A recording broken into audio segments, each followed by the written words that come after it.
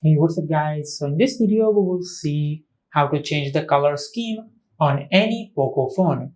Now to do that, just open the settings app, scroll down and tap on display and brightness.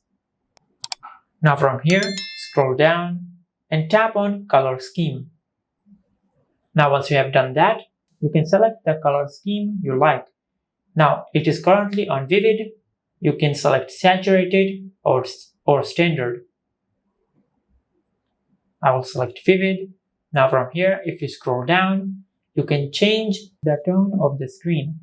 Now currently it is on cool, but you can select warm or default.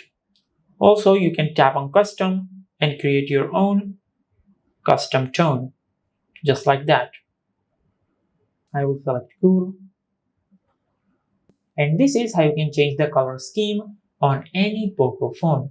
If you found this video helpful, please like the video and subscribe to our channel and hit the bell icon to get notified when we upload a new video.